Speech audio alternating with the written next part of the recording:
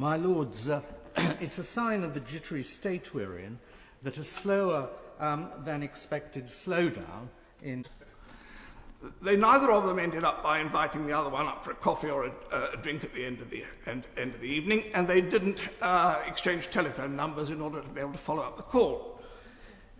In fact, I found myself between a rock and a hard place, represented by both a rock and a hard place, which were totally paranoid about each other, because the Foundation X people have got an amazing obsession with their own security.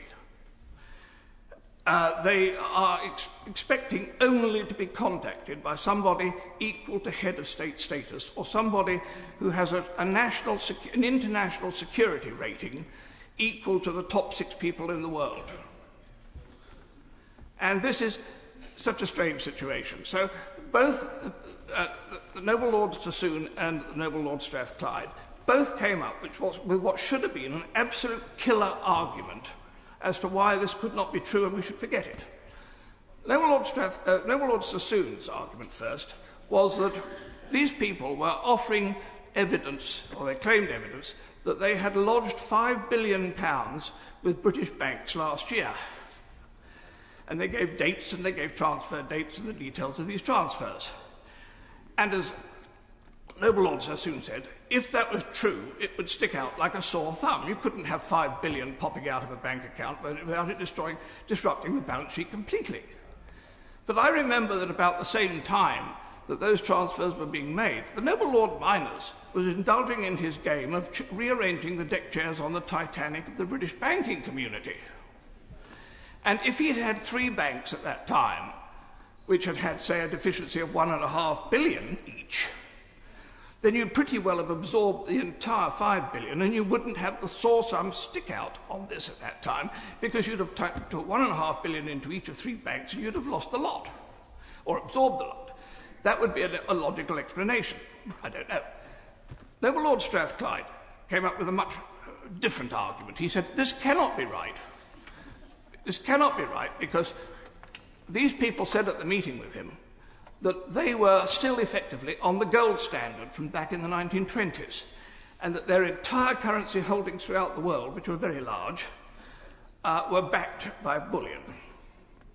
And the noble Lord Strathclyde came back and said to me, he's had his analysts working on it, and this has to be stuff and nonsense, because he said they had come up with a figure for the amount of bullion that would have been needed to cover their currency reserves as claimed, which would be more than the entire value of bullion that had ever been mined in the history of the world. I'm sorry, but the noble Lord Strathclyde is wrong. His analysts are wrong, because what he had done was he had tapped into the sources which are available, and there is only one definitive source for the amount of bullion that has ever been taken from the Earth's crust, and that was a National Geographic magazine article 12 years ago.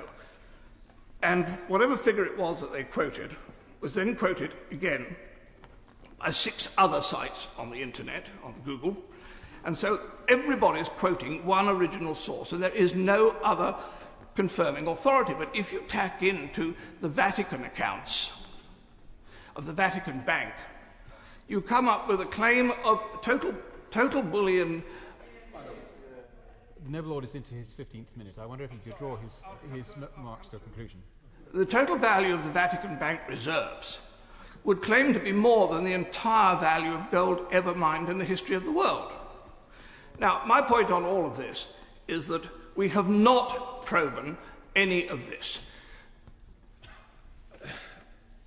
Foundation X are saying at this present moment that they are prepared to put up the entire £5 billion for the funding and creation of the 3i recreation. The British government can have the entire independent management and control of it. They don't want anything to do with it. There will be no interest charged.